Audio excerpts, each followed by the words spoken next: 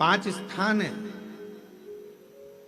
जहां पर भगवान शंकर को चढ़ा हुआ जल यदि हम लगाते हैं तो हमारे 9 ग्रह, चाहे शनि हो, चाहे राहु हो, चाहे केतु हो, चाहे बृहस्पति हो, सारे ग्रह हमारे अनुकूल हो जाते हैं। 5 स्थान बताए और बड़े सावधानी से स्मरण करिएगा उन 5 स्थानों का। शिव जी पे चढ़े हुए जल को यदि हम झेल कर अपनी नेत्रों पर लगाते हैं,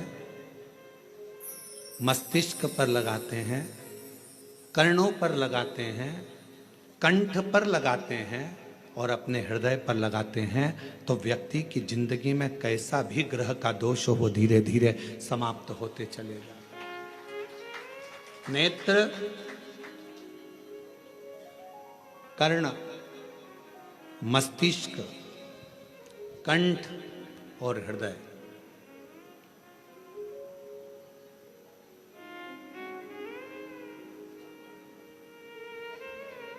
ये 5 स्थान इससे बता दिए शिव महापुराण में जिन पर शिव जी के चढ़े हुए जल को हम केवल मात्र लगा लेते हैं तो उससे भी हमको फल की प्राप्ति हो जाती है।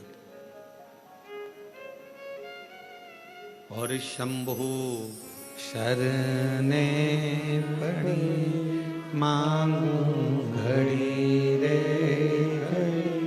दुख काटो दया करी दर्शन हो।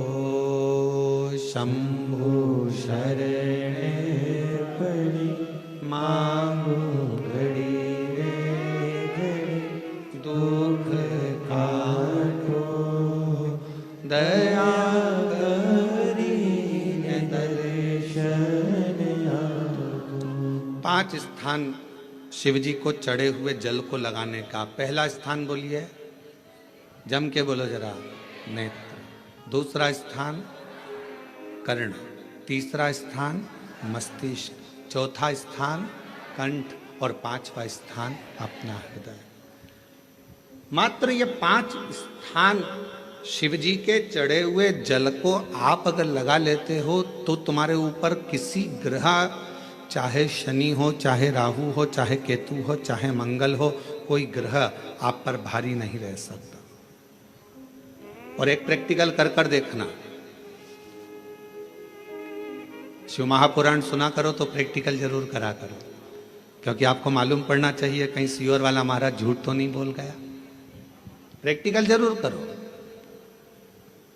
और प्रैक्टिकल का फल मिले तो पत्र में जरूर लिखकर भेजो कि हाँ हमने कथा सुनी थी कोरबा की और कथा सुनने के बाद मुझे 3 महीने में जो प्रैक्टिकल करा मैंने तो उसका फल मिला मुझे। प्रैक्टिकल करो। जिस लड़की को, जिस लड़के को मंगल है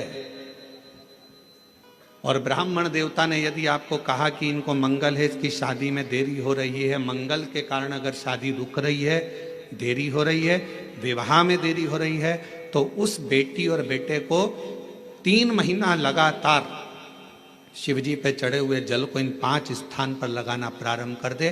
3 महीने के बाद वो खुद कहेगा कि हाँ हमारा संबंध जम गया, हमें मंगल से कोई दोष नहीं लगा। स्वयं शिव कृपा करते हैं, स्वयं शंकर करुणा।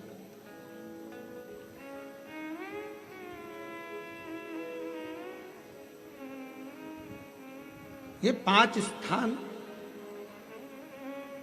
मेरे देव अधिदेव महादेव की अविरल भक्ति के लिए, निर्मल शुद्धि के लिए है। नेत्रों पर जल लगाने से मतलब है कि जब भी मैं दर्शन करूं तो मेरे देव अधिदेव महादेव का करूं, शिव।